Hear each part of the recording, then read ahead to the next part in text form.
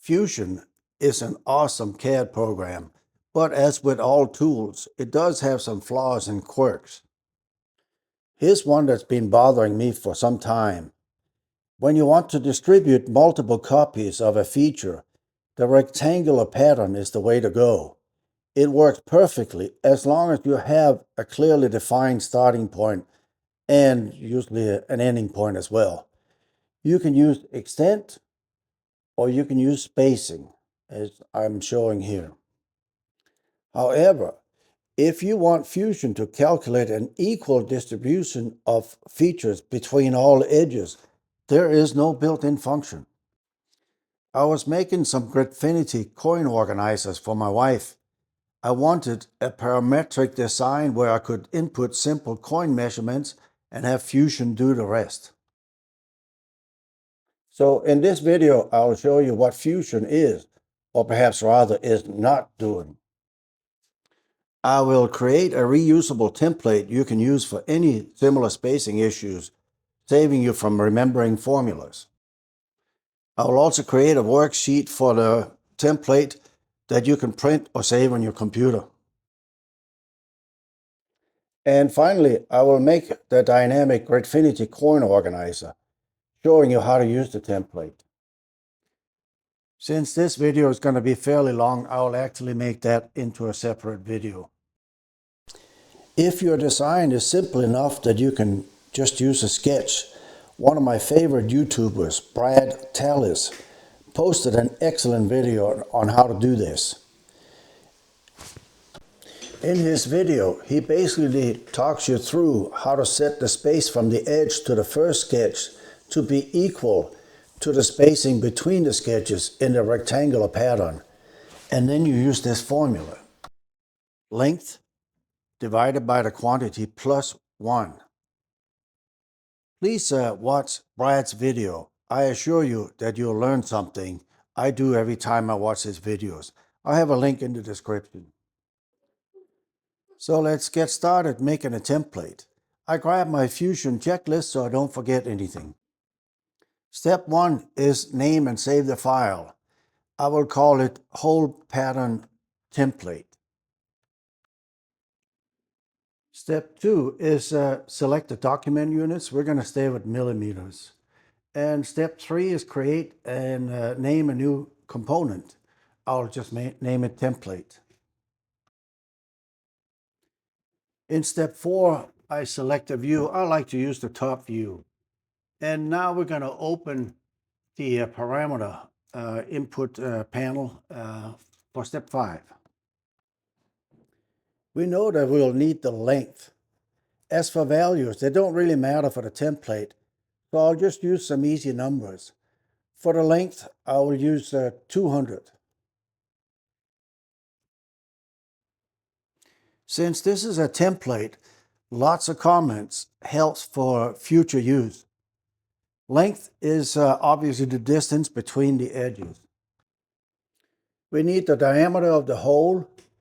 I will call it DIA, and I'll set it to 25.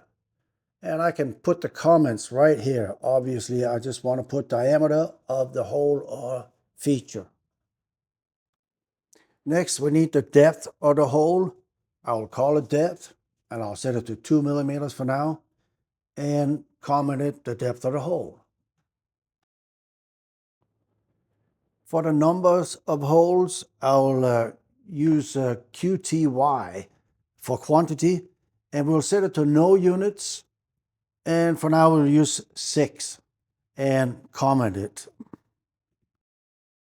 These are the dynamic parameters we want to be able to change. I suggest making them favorites so they stay at the top and are easily identified as changeable. Keep in mind that if you're setting 2 directions that are not square, such as a rectangle, you can make 2 sets of quantities and lengths. We call them perhaps length 2 and QTY2. We will need 2 more parameters, and those are calculations. For your understanding, I will show you how those are handled before I enter them. So close parameters and let's make a square panel. R for rectangle. We're going to use the length parameter for both the X and the Y axes. You just hit tab to go between X and Y. Let's make it fit the screen, so hit fit.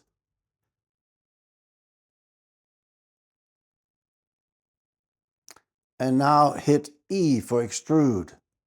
I'm just going to use 4 millimeters for this. In the home view, you can see the panel is ready for hold. So let's make a simple hole using the diameter and the depth parameters.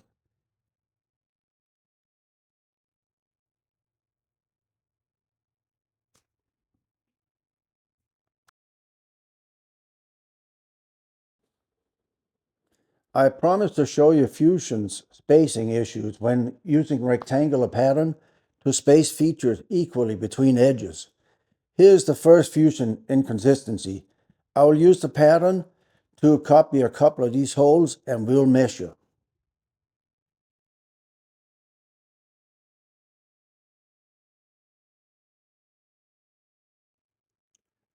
Click I to measure.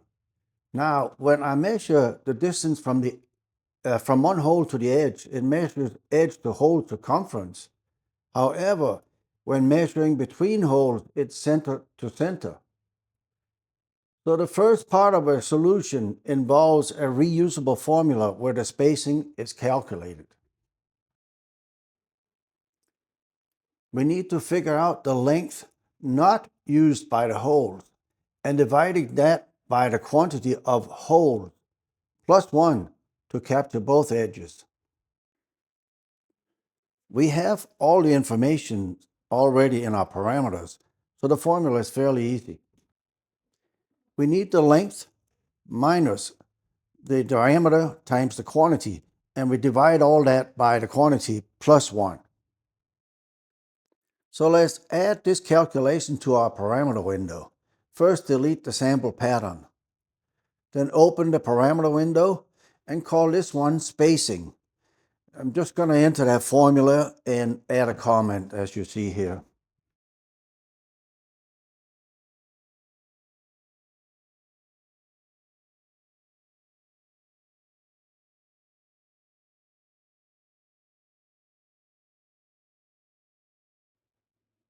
Let's try a rectangular pattern again using the formula. Make sure features are selected, select the hole, and select an axis. This time we select spacing and we use the quantity and our spacing formula here. Obviously this doesn't look right. Well, remember Fusion measures center to center. So if I add the diameter, the spacing should be correct.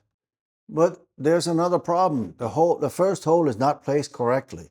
Let's fix that with another calculator parameter. As you can see, to set that first hole the proper distance from the edge, we need to calculate the spacing plus the radius of the hole. So, in other words, the spacing plus diameter divided by 2. Let's call this parameter edge and enter it into our parameter window.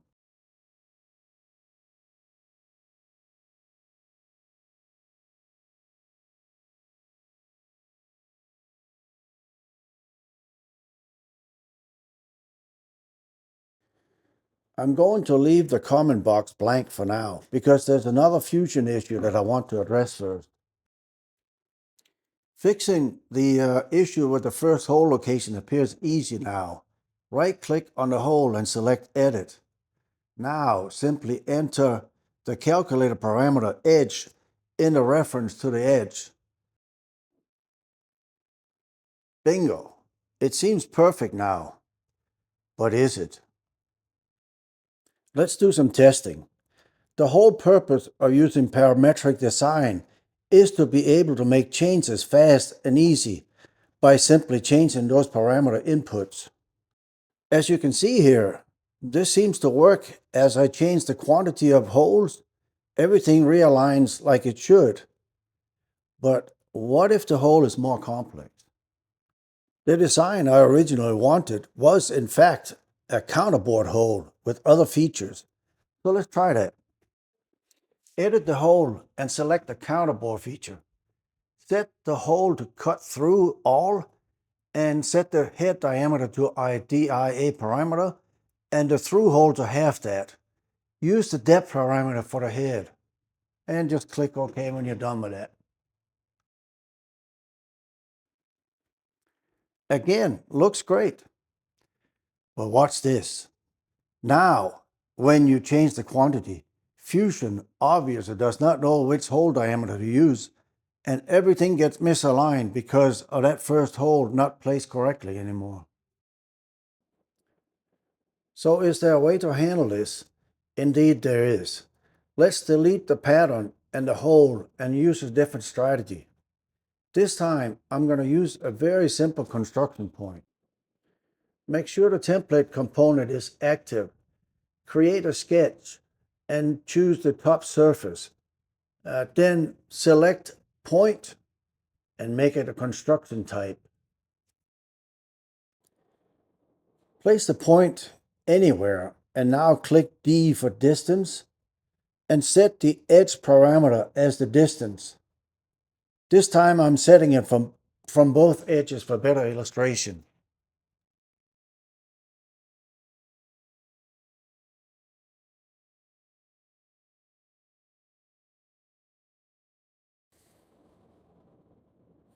We now have a parametrically placed starting point.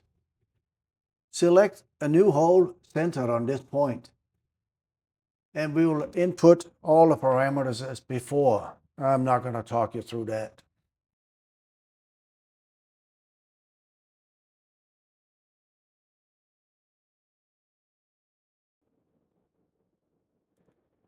Back to the rectangular pattern. Enter the previous parameters. Again, just watch what I'm doing here.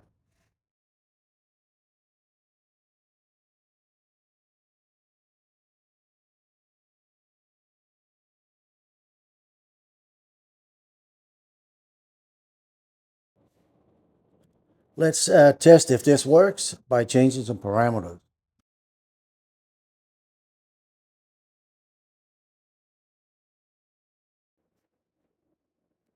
Oops, 7, not 77. As you can see, this finally works.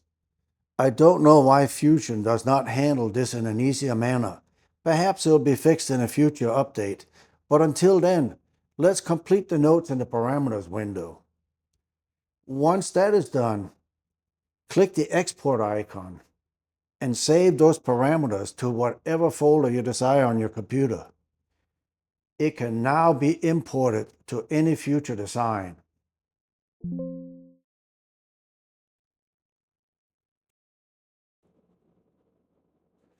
I made a printable worksheet so you don't have to remember any of this. The worksheet and all the files are all posted on the 3D sites listed in the description, together with the coin organizer files. As I promised in the beginning of this video, I am posting a separate video showing you how to use the template parameters as I built the parametric Gridfinity coin organizers.